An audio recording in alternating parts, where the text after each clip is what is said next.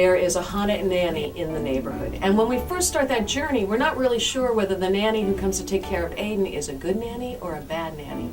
And Melinda has to get into it, and in that journey of discovery, she figures it out, of course, with the audience rooting for her all the way. I think it's a universal theme in that everybody who has a child needs some kind of help with childcare. It doesn't matter if you have your parents or some other relative, or your husband watches it while the wife goes out, or the wife watches the child where the husband goes out, or even that you need a hired babysitter or a nanny. Everybody has that universal question of, do I leave my child with this person? Can I trust him? And that's what this journey in Ghost Whisperer is. Well, working with child actors is a challenge in general because they don't have the body of work that grown-up actors have. But with Aiden, it's been a remarkable experience because as a director, I go in and I feel very confident that I'm going to get what I need from him. For instance, we got to do this whole hide-and-seek scene. Playing hide-and-seek with the camera and Connor Gibbs was really fun.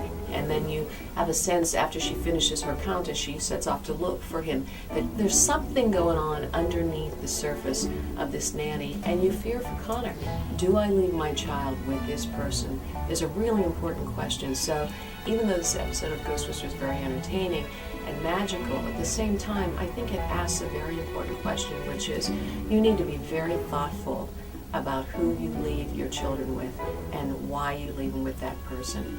And that's a great message to very subtly extend to people as they're watching the show for entertainment.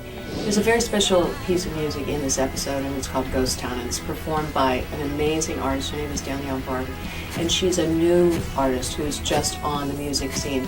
And it works really well in the show because it attaches to the theme of Ghost Whisperer in a very universal way, and I love it because it fit great with the scene with Delia and Melinda where they're hashing out what's happening with this ghost and what the story is and where we are in the story. So I'd love for you to take a listen to that, and I would love for Danielle to speak a little bit about Ghost Town.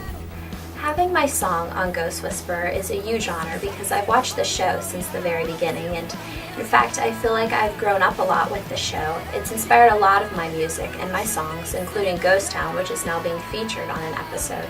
I absolutely believe in ghosts. Now, I didn't see any when I was on the Ghost Whisperer sets visiting, but I was with my band, so maybe the guy scared them away. Get out, you don't want to stand out.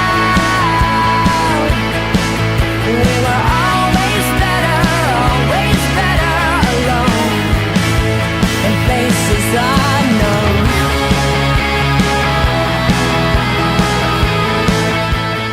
Danielle and I want to do a shout out to the Monongahela Valley, which is in the Pittsburgh area of Pennsylvania. Ironically, that's where we both are from.